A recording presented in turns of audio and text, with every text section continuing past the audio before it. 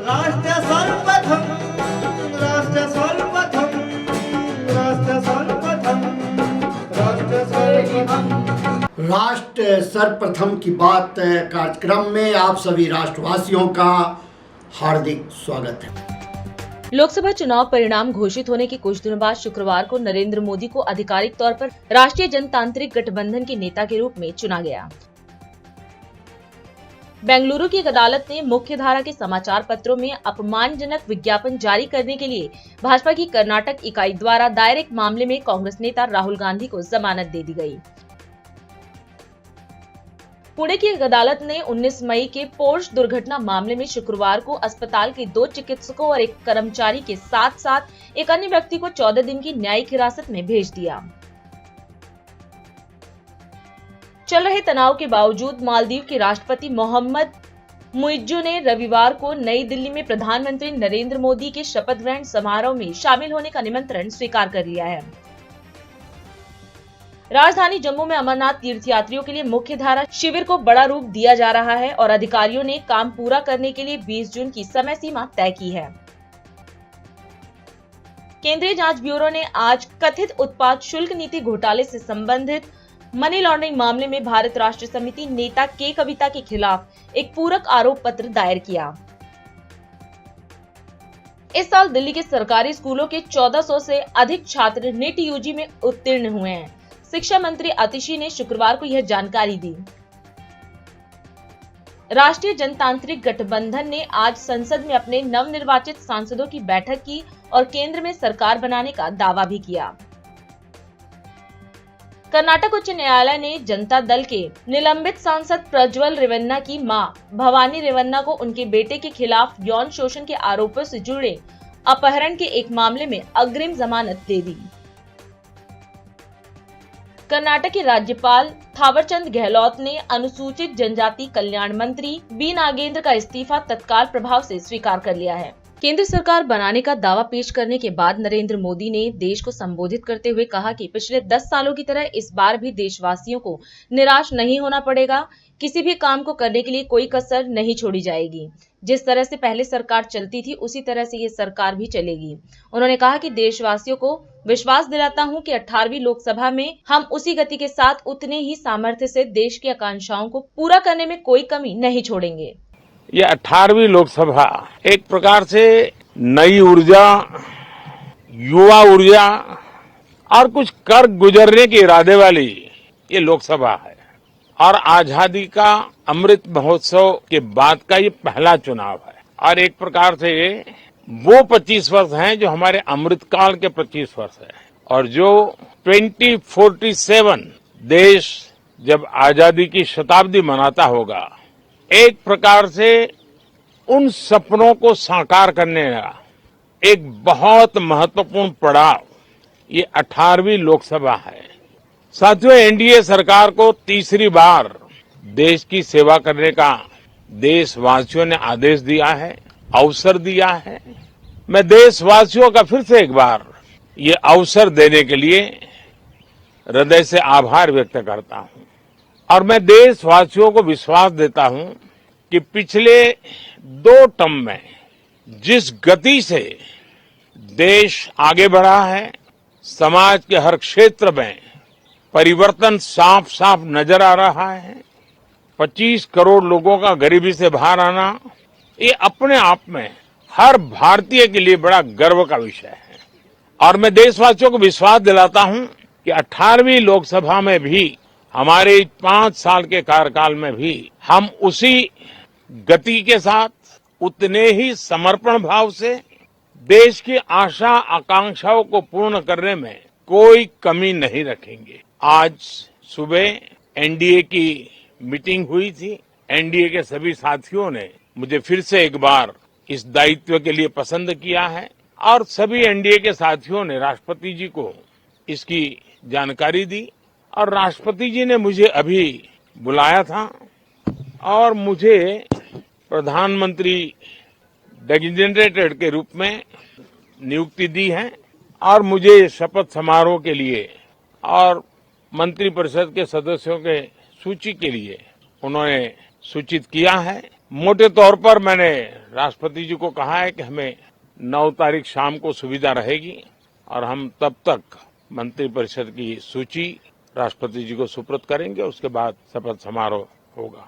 साथियों, सरकार एनडीए की एक प्रकार से एनडीए 1, एनडीए 2 और एनडीए 3 ये एक निरंतरता है और हमारे संकल्पों को लेकर के, सुशासन के प्रति हमारी प्रतिबद्धता को लेकर के और देश के सामान्य जन के सपनों को पूरा करने के प्रयास के रूप में इस निरंतरता को हम और अधिक ऊर्जा के साथ और अधिक व्यापक विजन के साथ आगे बढ़ाएंगे और समय सीमा में लक्ष्यों को प्राप्त करने का हमारा प्रयास रहेगा।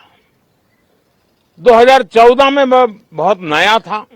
मुझे अब एक लंबे समय तक इस कार्य का अनुभव मिला है, हमारी टीम को अनुभव मिला है और इसलिए हमारे लिए अब तुरंत ही काम को आगे बढ़ाना बहुत ही सरल रहने वाला है और इस अनुभव का लाभ भी देश की सेवा करने में मिलने वाला है। इन 10 साल के कार्यकाल के दरमियान भारत की वैश्विक जो छवि बनी है, दुनिया के लिए एक विश्व बंधु के रूप में भारत उभरा है, इसका मैक्सिमम एडवांटेज अब शुरू हो रहा है और मुझे पक्का विश्वास है ये 5 वर्ष वैश्विक परिवेश में भी भारत के लिए बहुत उपयोगी होने वाले हैं। हम आज विश्व की सबसे तेज गति से बढ़ने वाली इकोनॉमी के रूप में जाने गए हैं। ग्रोथ के विषय में भी दुनिया में हमारी वाहवाही हो रही है। अब एक स्टेबल गवर्नमेंट मिलने के कारण और परिचित व्यवस्था और नेतृत्व मिलने के कारण दुनिया का भारत के प्रति रुझान, भारत के प्रति उनका आना बहुत तेज गति से होने वाला है और मुझे विश्वास है कि देश के सभी राज्यों को इसका लाभ मिलेगा। देश की युवा पीढ़ी को सबसे ज्यादा लाभ मिलेगा। विकास के नए ऊंचाइयों को छूने में एक वैश्विक भागीदारी का वातावरण आने वाले 5 साल में बनने वाला है। केंद्रीय मंत्री पीयूष गोयल ने भाजपा मुख्यालय डीडीयू मार्ग नई दिल्ली में प्रेस वार्ता को संबोधित किया।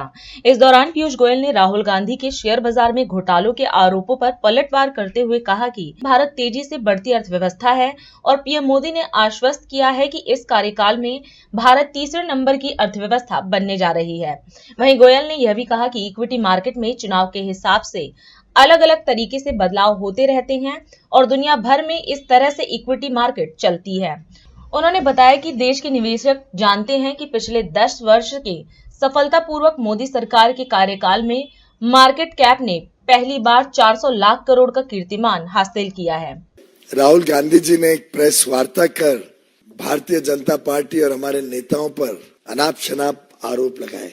लोकसभा चुनाव में विपक्ष की हार की हताशा से अभी तक शायद राहुल गांधी जी उभरे नहीं है। अब वो मार्केट के इन्वेस्टर्स को भी गुमराह करने की साजिश रच रहे हैं। आज भारत दुनिया की 5वीं सबसे बड़ी अर्थव्यवस्था बन गई है। कहा फ्रेजाइल 5 और आज top 5 fastest growing economy in the world.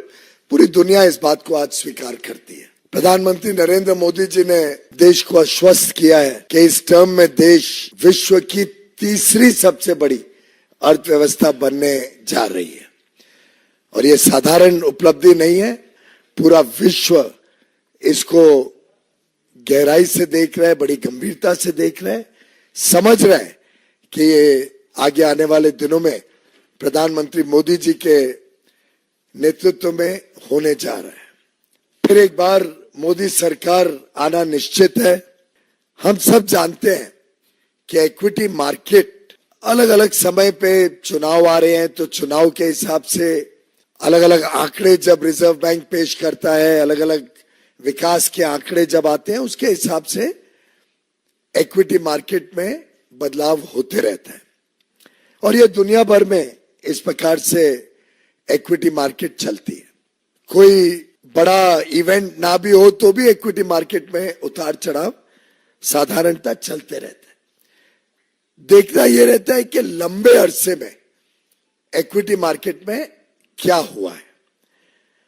और आप सभी भली भांति जानते हैं, देश के लोग, देश के निवेशक जानते हैं कि पिछले 10 वर्ष के सफलतापूर्वक मोदी सरकार के कार्यकाल में हमारा मार्केट कैप पहली बार $5 ट्रिलियन से अधिक हुआ है।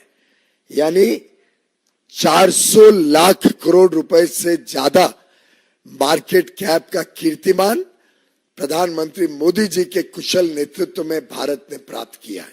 और आज भारत का जो इक्विटी मार्केट है, ये पहली बार विश्व की 5 बड़ी अर्थव्यवस्थाओं की जो मार्केट कैप है उसमें से एक भारत बना है।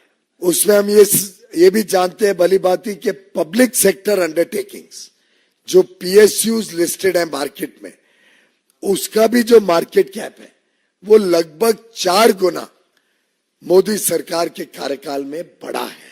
एक डेटा पॉइंट आपको देता हूं जिससे मुझे पूरा विश्वास है भारत की जनता भी बड़ा गर्व महसूस करेगी कि आज से 10 वर्ष पहले जब यूपीए की सरकार थी, जिसका नेतृत्व गांधी परिवार करता था,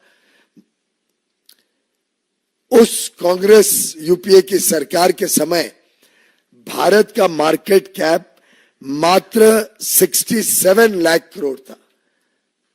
ओनली 67 लाख करोड़ का मार्केट कैप मई 2014 में विरासत के रूप में मोदी जी को मिला। आज वो बढ़कर 6 जून यानी आज के दिन बढ़कर 415 लाख 415 लाख करोड़ भारत का मार्केट कैप है। आप सब अनुमान लगा सकते हैं कि ये जो बढ़त 348 लाख करोड़ की बढ़त हुई है 10 वर्ष में, ये जो पिछले 60-65 वर्षों में कुल मार्केट कैप था उससे 5 गुना से ज्यादा बढ़त सिर्फ मोदी सरकार के समय देश ने अनुभव किया है। और ये हम सब के लिए गर्व की बात है कि भारतीय निवेशक और उसमें भी हमारे रिटेल इन्वेस्टर्स, खुदरा निवेश जो करते हैं, उनको आज इसका सबसे बड़ा लाभ हुआ है। आज वो सिर्फ बाईस्टैंडर के रूप में मार्केट बढ़ रही है दूर से नहीं देखते, आज वो मार्केट में पार्टिसिपेट करते हैं, आज वो निवेश करके उसका लाभ सीधा लेते हैं। भारत आज विश्व की सबसे तेज गति से बढ़ने वाली बड़ी अर्थव्यवस्था है, आगे भी रहेगी। हमने ये दावा दिया है और बड़े कॉन्फिडेंस से हम कह रहे हैं कि हम विश्व की तीसरी सबसे बड़ी अर्थव्यवस्था बनेंगे, तो स्वाभाविक है कि निवेशक उसका लाभ लेंगे। नीट परीक्षा परिणाम को लेकर अखिल भारतीय कांग्रेस कमेटी मुख्यालय में कन्हैया कुमार और वरुण चौधरी ने प्रेस वार्ता की। इस अवसर पर कन्हैया कुमार ने पेपर लीक होने और पेपर की बार-बार डेट बदले जाने को लेकर चिंता व्यक्त की। उन्होंने कहा कि धांधली और वैकेंसी को लेकर कोई चर्चा नहीं होती है। साथ ही यह भी कहा कि यूपीएससी को छोड़कर ऐसी कोई परीक्षा आयोजित नहीं हुई है जिसका पेपर लीक ना हुआ हो। वहीं इस बार की नीट परीक्षा में 67 बच्चों के टॉप करने को लेकर सवाल उठाए और पेपर लीक को रोकने के लिए कड़े कानून बनाए जाने की मांग की। अभी सामने आया है कि नीट के परीक्षा में एक बार फिर से धांधली हुई है, मतलब ये पहली बार नहीं हुआ है। और आप अगर इस देश में होने वाली परीक्षाओं को देखें तो लगभग अब ऐसी कोई परीक्षा नहीं है जिसमें धांधली नहीं हो रही है। मतलब विद्यार्थियों ने तो सोशल मीडिया पे ये लिखना शुरू कर दिया है कि एक बार फिर लीकेज सरकार, और बार बार परीक्षाओं में प्रश्न पत्र लीक होना, परीक्षा की जो तिथि है उसको बार बार बढ़ाना, और जो वैकेंसियां हैं उसको सही समय पे नहीं भरना, ये मामले लगातार उजागर हो रहे हैं। ये इस प्रेस वार्ता में हम लोग खासकर जो नीट एग्ज़ाम में धांधली हुई है उस विषय पर बात करने के लिए यहाँ उपस्थित हैं। मैं इसमें 2-3 बात आपसे जोड़ना चाहता हूँ आपके समक्ष। तो चुनाव से पहले आप परीक्षा पे चर्चा करते हैं, चुनाव जब समाप्त हो जाता है पूरे 5 साल तक टाइम पे एग्जाम नहीं होता है और जो वैकेंसियां हैं उसके बारे में आप कोई बात नहीं करते हैं। मैं आपकी जानकारी के लिए बता दूं, और चुनाव के दौरान बार बार कांग्रेस पार्टी ने इस बात को उठाया कि 30 लाख पद खाली हैं और कोई ऐसा एग्जाम नहीं है यूपीएससी को छोड़ करके। अगर यही हालत रही तो मुझे लगता है कि आने वाले दिनों में यूपीएससी के एग्जाम भी सही तरीके से कंडक्ट नहीं हो पाएंगे। जिन एग्जामों में आज तक कोई गड़बड़ी और धांधली नहीं हुई थी, उन एग्जामों में भी गड़बड़ी और धांधली हो रही है। नीट का जहां तक सवाल है, इसके 3 प्रमुख बिंदु हैं। पहली बार लोग कहते हैं कि रैंक 1 2 लोग होगा, 4 लाख होगा। इस बार नीट के एग्जाम में जब आप उसके रिजल्ट को देखेंगे, 67 लोग जो है वो जो है फर्स्ट रैंकर हैं और उसमें से 720 नंबर मिला है, मतलब 100% मार्क्स मिला है। जब इस सवाल को उठाया गया तो एनटीए के डायरेक्टर ने कहा कि ग्रेस दे करके जो है इनको हम फुल मार्क्स दे दिए हैं। तो उसके क्या नियम है, उसकी क्या ट्रांसपेरेंसी है, किस आधार पे जो है आपने 720 में से 720 दे दिया? और इस देश की सबसे प्रतिष्ठित जो मेडिकल इंस्टीट्यूट है एम्स, वहां पर 50, 60, 65 लोगों को एडमिशन होता है। अब आप ये समझ लीजिए कि जिनका रैंक 1 है, जिनको 100 में से 100 मार्क्स आया है, उनका भी एडमिशन एम्स में नहीं होगा। तो पूरी तरह से इन्होंने इस देश के एग्जामिनेशन सिस्टम को मजाक बना दिया है। और जब जब कहीं भी किसी भी एग्जाम में कोई गड़बड़ी हो रही है, इसका खामियाजा सीधे विद्यार्थी को भुगतना पड़ रहा है। आप सब जानते हैं, सरकारी आंकड़ा है, हमने अपने घर में नहीं बनाया है, 1 घंटे में 2 जवान इस देश में आत्महत्या कर रहे हैं। मतलब 24 घंटे में 48 नौजवान आत्महत्या कर रहे हैं। और लगातार ये जो परीक्षा का दबाव है, उसमें 3 बिंदु बहुत महत्वपूर्ण हैं। एक, समय पे एग्जाम का नहीं होना। दूसरा, अगर एग्जाम हो तो उसमें व्यापक पैमाने पे धांधली होना और प्रश्न पत्र का लीक होना। और तीसरा, जब प्रश्न पत्र लीक होता है, स्टूडेंट की तरफ से हंगामा होता है, स्टूडेंट कोर्ट जाते हैं, तो फिर एग्जामिनेशन को कैंसिल कर देना। ये पूरा का पूरा एक साइकिल बना हुआ है। और आप देश के किसी भी हिस्से में चले जाइए, जिसको हम लोग स्टूडेंट का सेंटर कहते हैं, अगर आप रांची, पटना, बनारस, इलाहाबाद होते हुए दिल्ली आएँ, फिर आप नॉर्थ से साउथ की तरफ जाएं, कोई भी ऐसा सेंटर जिसको हम स्टूडेंट सेंटर कहते हैं, हर जगह आत्महत्या की घटनाएं एक बहुत बड़ी समस्या बन चुकी है। राजस्थान में हमारी सरकार ने इसको गंभीरता से लिया और काउंसलिंग करने के लिए, हेल्प प्रोवाइड करने के लिए हमारी सरकार ने योजना बनाई। और आप सबने देखा होगा, इस बार के भी न्याय पत्र में हम भर्ती विधान लेकर के आए हैं। और भर्ती विधान में हम 3 बात प्रमुखता से कह रहे हैं। एक, सारी वैकेंसी भरी जाएगी।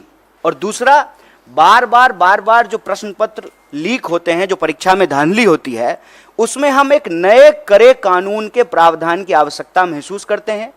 और हमने भर्ती विधान में ये रखा कि जब हमारी सरकार आएगी तो हम प्रश्न पत्र लीक करने वाले लोगों पर कड़ी कार्रवाई करेंगे। एक बात और जानकारी साझा कर दूं कि तेलंगाना में एक बहुत बड़ा मुद्दा बना, और जब तेलंगाना में चुनाव हुए तो हमारी पार्टी ने ये कमिट किया कि हम एग्जामिनेशन कैलेंडर लाएंगे, हम जो है नए आयोग का गठन करेंगे, समय पे जो है एग्जाम कंडक्ट कराएंगे, और कोई भी गड़बड़ी करने वाले किसी भी नौकरशाही के ऊपर, किसी भी जो है कर्मचारी के ऊपर कड़ी कार्रवाई करेंगे। मुझे लगता है कि सरकार को ये कदम उठाना चाहिए। ये देश के भविष्य का सवाल है, ये बच्चों के भविष्य का सवाल है। अभी समय है एक ब्रेक का, हम चलते हैं ब्रेक पर, आप कहीं जाए नहीं, छोटा सा break. Powered by Kamal Buildtech Private Limited, fulfilling promises. With our professional team and experience of delivering projects, in past we guarantee you peace of mind and top quality work in an affordable price. और अधिक खबरों के लिए आप हमारे YouTube channel दैनिक India दर्पण को अभी सब्सक्राइब करें और नोटिफिकेशन के लिए बेल आइकन को प्रेस करना ना भूलें।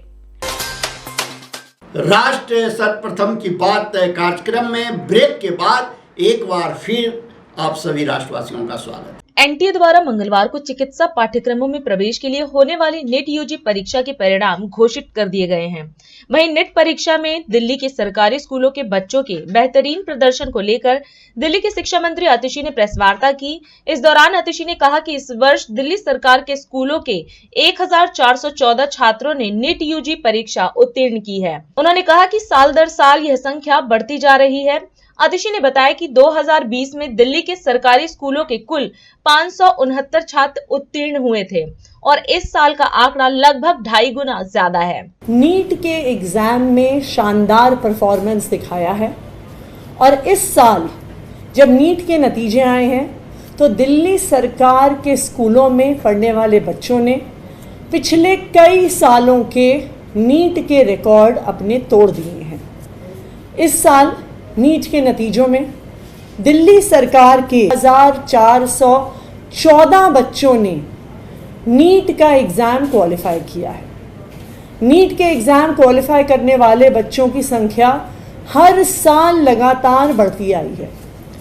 2020 में 569 स्टूडेंट्स ने नीट क्वालिफाई किया। 2021 में, 2022, 2023 और अब 2024 में ये संख्या लगातार बढ़ते हुए 1414 पर पहुंच गई है। यानी मात्र 5 साल में नीट क्वालिफाई करने वाले बच्चों की संख्या 2.5 गुना हो गई है। ना सिर्फ इतना, दिल्ली सरकार ने जो doctor BR Ambedkar schools of specialised excellence बनाए हैं, जो दिल्ली सरकार का, अरविंद केजरीवाल जी की सरकार का एक फ्लैगशिप प्रोजेक्ट है। इन स्कूल्स में अलग अलग स्ट्रीम्स में बच्चों की स्पेशलाइज्ड ट्रेनिंग और टीचिंग होती है। एक स्ट्रीम स्टेम यानी साइंस, टेक्नोलॉजी, इंजीनियरिंग, मैथमेटिक्स है और हमारे स्कूल ऑफ स्पेशलाइज्ड एक्सीलेंस में से 255 बच्चों ने नीट का एग्ज़ाम दिया, जिसमें से 243 स्टूडेंट्स ने यानी 95% स्टूडेंट्स ने नीट का एग्ज़ाम क्वालिफाई किया है। मुझे लगता है कि 95% सक्सेस रेशियो ना तो पूरे देश में किसी स्कूल का, ना best of the best coaching centre का जो बड़े बड़े एडवर्टाइजमेंट्स लगाते हैं, किसी भी स्कूल का या किसी कोचिंग सेंटर का इतना शानदार सक्सेस और इतना शानदार सक्सेस का परसेंटेज नहीं रहा होगा जितना दिल्ली सरकार के doctor BR Ambedkar schools of specialised excellence का रहा है। हमारे 12 स्कूल्स ऑफ स्पेशलाइज्ड एक्सीलेंस हैं जहाँ पे स्टेम की स्ट्रीम में मेडिकल के लिए स्टूडेंट तैयारी करते हैं। उसमें से 6 स्कूल्स ऐसे हैं जिनका 100% रिजल्ट आया है। यानी जितने बच्चों ने नीट का एग्ज़ाम दिया है उतने ही बच्चों ने नीट का एग्ज़ाम क्वालिफाई किया।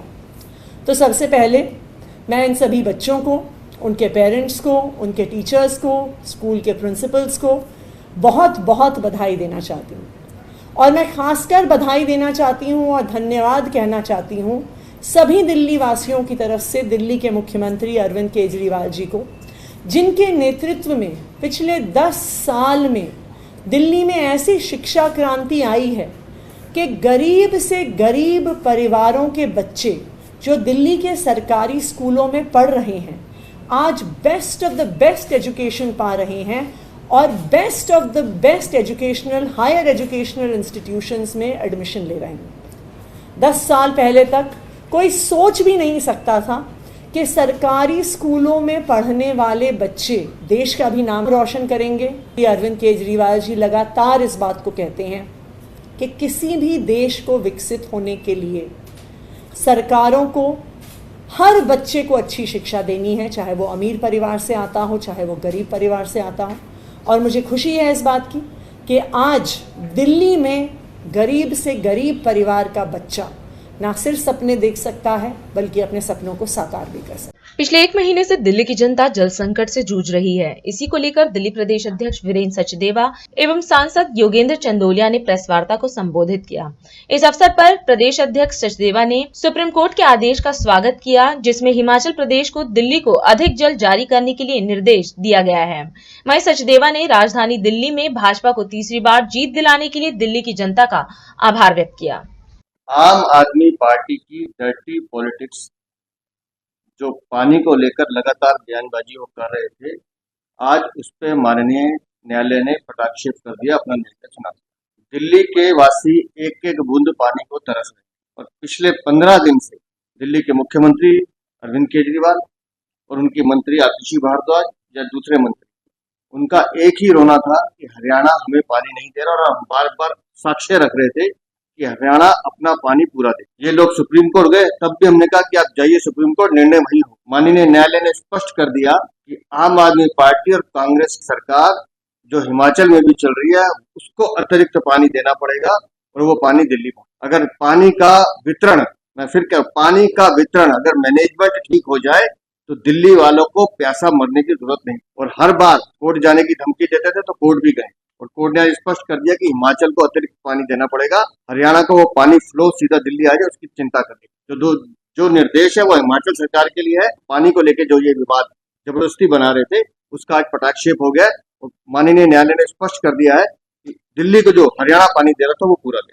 अगर समय पर समर एक्शन प्लान लागू कर लिया होता, उसकी लगातार बैठक कर ली होती, चिंता कर ली होती, जो बैराज 9-9, 10-10 सालों से जिनकी सफाई नहीं हुई है, अगर उसकी सफाई आज भी हो जाए तो पानी स्टोरेज करने की क्षमता बढ़ सकती है। लेकिन दिल्ली को सुविधा मिले इसकी चिंता इनको नहीं है। तो मैं माननीय न्यायालय के निर्णय का जो आज आया है उसका बहुत सम्मान करता हूँ, स्वागत करता हूँ और खास तौर से आम आदमी पार्टी को ये सलाह देता हूँ कि कम से कम बिजली पानी जैसी चीजों पर ओछी राजनीति ना करें।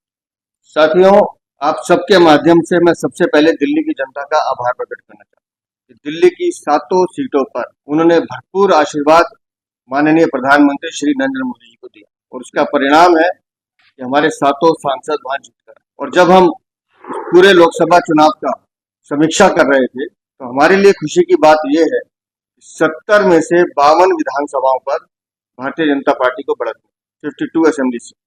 हमारे विरोधी बार बार एक ही बात कहते थे कि वोटों के बंटवारे के कारण भारतीय जनता पार्टी को फायदा पहुंचता, और हम बार बार कहते थे कि आप आमने सामने आइए, फेस टू फेस आइए, हम लड़ने को तैयार हैं। आमने सामने की लड़ाई हुई और मुझे खुशी इस बात की है कि दिल्ली की जनता ने स्पष्ट संदेश दिया। उन्होंने माननीय प्रधानमंत्री श्री नरेंद्र मोदी के नेतृत्व को सलाम किया, अपना आशीर्वाद दिया, जिस वजह से हम 7 सीटें जीतने में सफल हुए। हमारे कार्यकर्ताओं ने दिन रात मेहनत, हमारे एक एक कार्यकर्ता, चाहे वो त्रिदेव हो, पन्ना प्रमुख हो, शक्ति केंद्र प्रमुख हो, या विधानसभा के हमारे प्रभारी संयोजक हो, जिले के अध्यक्ष हो, मंडलों के अध्यक्ष हो, सबने, पूरी टीम ने लगातार एक एक चीज की चिंता करते हुए हम सब लोगों ने एक टीम वर्क के रूप में काम किया। और इस पूरी जीत का श्रेय मैं उस संयुक्त प्रयास को देता हूं जिसमें भारतीय जनता पार्टी के साथ बाकी सभी संगठन भी लगकर उन्होंने जिस विजय को, इस लक्ष्य को पूरा करने में हमारी मदद की है। लेकिन इस चुनाव में जो सबसे सुखद अनुभूति है, दिल्ली में 12 आरक्षित सीटें और बार बार आम आदमी पार्टी या कांग्रेस द्वारा ये भ्रम फैलाया जाता था भारतीय जनता पार्टी तो उस सीटों पर कभी जीत नहीं सकती। मैं विशेष रूप से उन सभी मतदाताओं का आभार प्रकट करता हूं। उन 12 में से 9 सीटों पर भारतीय जनता पार्टी जीत कर आई और मुझे खुशी है इस बात की कि हम उन सब सीटों पर जीत कर निकले हैं। और मैं बहुत विश्वास के साथ आपसे एक बात कर रहा हूँ, 98 के बाद से दिल्ली में भारतीय जनता पार्टी का शासन नहीं, लगातार 3 बार कांग्रेस की सरकार रही और उसके बाद से लगातार आम आदमी पार्टी की सरकार। दिल्ली का एक बड़ा वर्ग ऐसा है जिसने स्वर्गीय मदन लाल खुराना जी, स्वर्गीय साहिब सिंह वर्मा जी का शासन देखा ही। 98 का चुनाव जो हमारे थे उसके कारण अलग, लेकिन आज मैं दिल्ली की जनता से आह्वान कर रहा हूँ कि आपने कांग्रेस को अवसर दिया, उसके बाद आम आदमी पार्टी को अवसर दिया, लेकिन इस लोकसभा चुनाव का रिजल्ट ये बताता है अब दिल्ली की जनता एक नया विकल्प विधानसभा में ढूंढ रही है और वो विकल्प है दिल्ली की भारतीय जनता पार्टी। दिल्ली बेहतर दिल्ली बने, दिल्ली के नागरिकों को बेहतर सुविधाएं मिले और दिल्ली की जितनी समस्याएं हैं, एक डबल इंजन की सरकार, केंद्र में माननीय प्रधानमंत्री नरेंद्र मोदी और दिल्ली में भारतीय जनता पार्टी का शासन, वो दोनों मिलकर अगले 5 सालों में दिल्ली को ऐसी दिल्ली बनाए जो विश्व स्तरीय दिल्ली हो, क्योंकि दिल्ली देश की राजधानी है, लोग दिल्ली को देखने आते हैं, पूरे विश्व में दिल्ली का नाम होता है और इसलिए हम दिल्ली वालों की जिम्मेदारी बनती है कि हम एक ऐसी दिल्ली बनाए जो बेहतर दिल्ली हो, स्वच्छ दिल्ली हो, स्वस्थ दिल्ली हो, जिसमें हर एक विकास का काम अपना एक मॉडल तैयार करे, जिससे लगे कि हाँ, ये दिल्ली वो है जिसको विश्व की जनता देखना चाहती है। 2024 के लोकसभा चुनावों के बाद जो असेसमेंट हमने किया है, मैं विश्वास के साथ कह सकता हूँ कि अब दिल्ली वालों को वो विकल्प मिल गया है। और अधिक खबरों के लिए आप हमारे YouTube चैनल दैनिक इंडिया दर्पण को अभी सब्सक्राइब करें और नोटिफिकेशन के लिए बेल आइकन को प्रेस करना ना भूलें। आज हम इस कार्यक्रम में आपसे विदा लेते हैं। आप अन्य खबरों के लिए बने रहे। राष्ट्र सर्वप्रथम, वंदे मातरम, जाग उठा है भारत। राष्ट्र सर्वप्रथम, राष्ट्र सर्वप्रथम, राष्ट्र सर्वप्रथम, राष्ट्र सर्वप्रथम।